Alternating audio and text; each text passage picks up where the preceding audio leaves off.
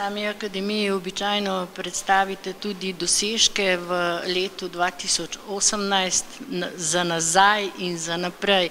Na kaj ste pravzaprav najbolj ponosni? Radovljica je res turistično zelo zanimiva, tudi infrastruktura je že odlična.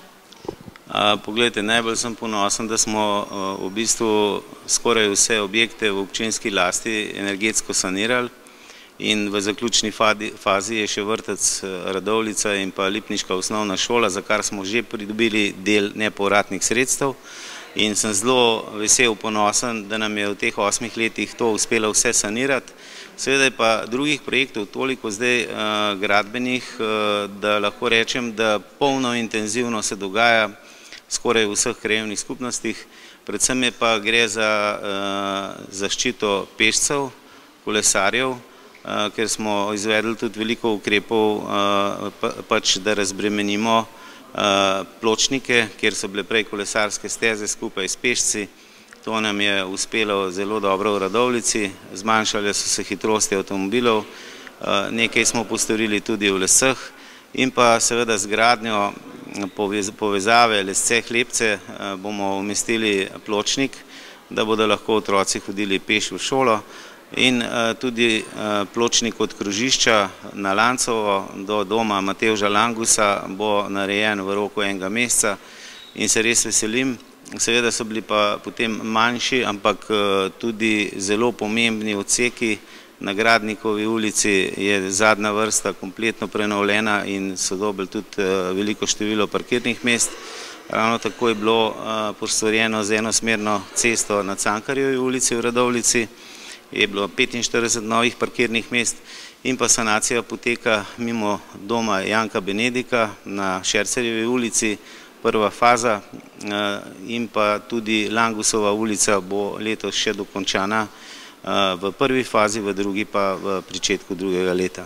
No, uspelo pa vam je sprejeti tudi nov prometni režim v zadovoljstvo občanov, kot je slišati.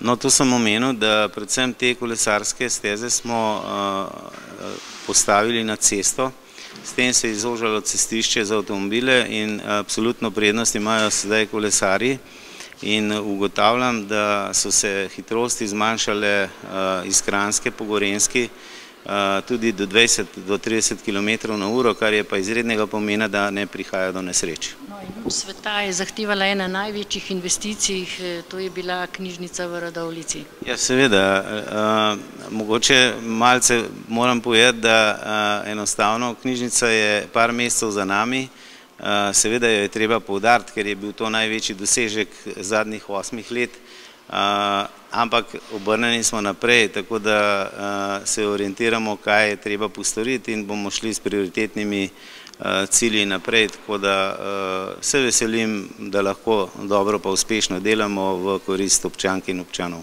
In kot izgleda, bo tudi uspešna turistična sezona, lahko se ponovi rekord lanskega leta?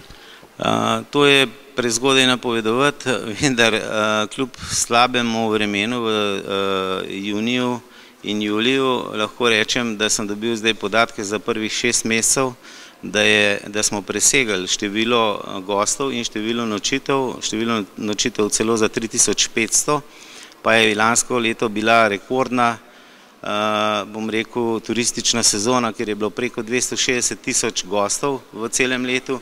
Seveda je za vsi zdaj zelo pomembno v tem mesecu od vremena.